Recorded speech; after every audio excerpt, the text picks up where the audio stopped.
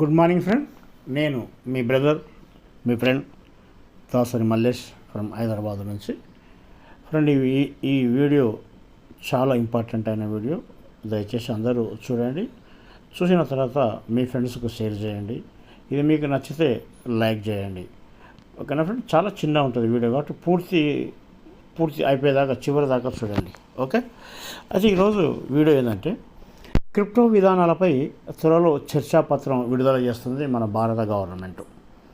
Crypto విధి విధానాలు ఏ విధంగా ఉండాలి, దాని విధానాలు ఏంది, దాని మీద ఎంత ట్యాక్సీ వసూలు చేయాలి అనే దాని మీద ఒక చర్చ పెట్టి ఆ చర్చాపత్రాన్ని అనేది విడుదల చేయడం జరుగుతుంది ఫ్రెండ్.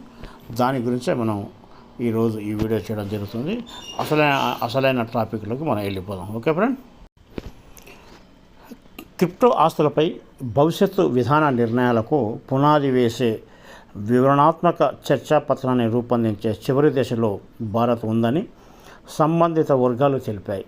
అంటే ఈ క్రిప్టో విధి విధానాలు ఏ విధంగా ఉండాలనేది దాని గురించి ఒక విధానం ఏర్పరిచి దాని గురించి ఒక వివరణాత్మక చర్చ పెట్టాలనేది భారతదేశంలో ఉంది. అలాంటి ప్రయత్నాలు జరుగుతున్నాయని తెలుస్తూ ఉంది. త్వరలోనే ప్రజలు ఆర్థిక నిపుణుల ఫీడ్బ్యాక్ కోసం ఈ చర్చాపత్రాన్ని విడుదల చేస్తామని విశ్వసనీయ వర్గాలు ధృవీకరించాయి. ప్రజల నుంచి అట్లాగే ఆర్థిక నిపుణుల నుంచి ఫీడ్బ్యాక్, క్రిప్టో కరెన్సీ అంటే ఏంది, క్రిప్టో ఆస్తులు ఏంది, దాని భవిష్యత్తు ఏంది, దాని భవితవ్యం ఏంది అనేది గురించి ఒక ఫీడ్బ్యాక్ తీసుకోవడం జరుగుతూ ఉంది. ఈ పత్రం రూపొందించేందుకు అంతర్జాతీయ ద్రవ్యనిధి IMF అలాగే ఫైనాన్షియల్ స్టెబిలిటీ బోర్డు FSB సంయుక్తంగా అభివృద్ధి చేసిన సంశ్లేషణ పత్రం నుంచి వివరాలు తీసుకున్నట్టు తెలుస్తుంది ఫ్రెండ్.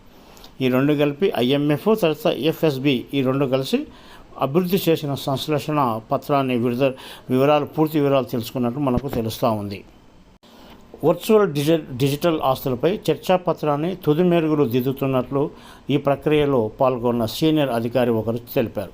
ఇది పబ్లిక్ డొమైన్లోకి వచ్చిన తర్వాత క్రిప్టోపై భారతదేశం విస్తృత నియంత్రణ విధానాన్ని రూపొందించేందుకు తోడ్పడుతుందని చెప్పారు. ఈ నేపథ్యంలో కొందరు నిపుణులు క్రిప్టో విషయంలో భారత వైఖరిని అంచనా వేస్తున్నారు. ప్రభుత్వం 2022లో వర్చువల్ డిజిటల్ ఆస్తుల నుంచి వచ్చే లాభాలపై 30% పన్నును ప్రవేశపెట్టినప్పటికీ చట్టపరమైన గుర్తింపులో తేడాలున్నట్లు అభిప్రాయపడుతున్నారు. ఒకవేళ చర్చా పత్రంలో అంశాలు అమల్లోకి వస్తే దేశంలో పనిచేస్తున్న అన్ని క్రిప్టో ఎక్స్చేంజీలు, ఫైనాన్షియల్ ఇంటెలిజెన్స్ యూనిట్లు వివరాలు నమోదు చేయాల్సి ఉంటుందని చెప్తున్నారు.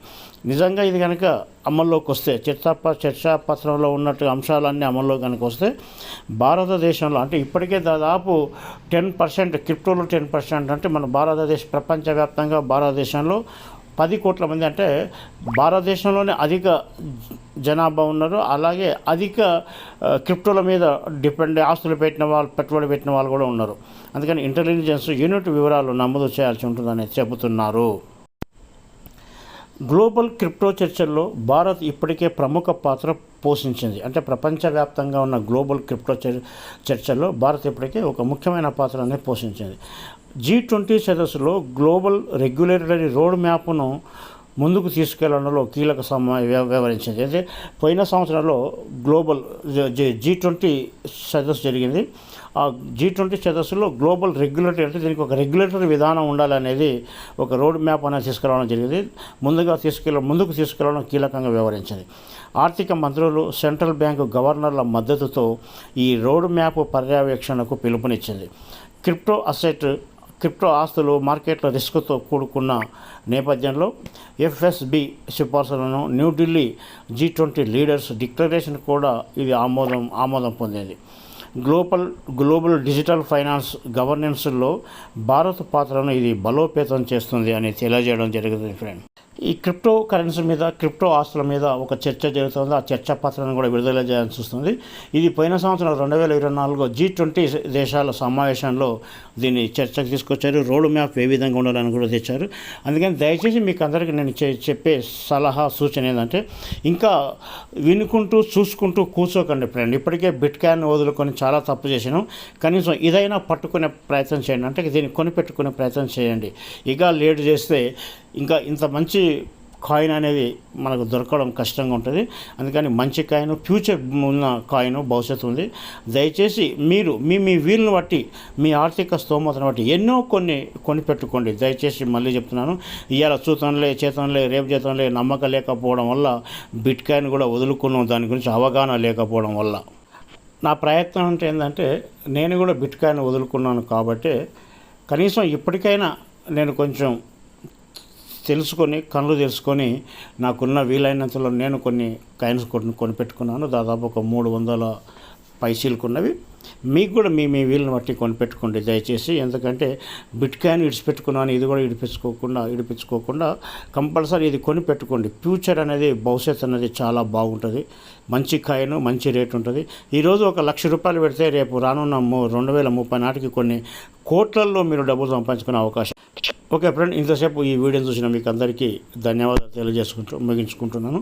ఈ వీడియోను లైక్ చేయండి, షేర్ చేయండి, సబ్స్క్రైబ్ చేసుకోండి. ఓకే.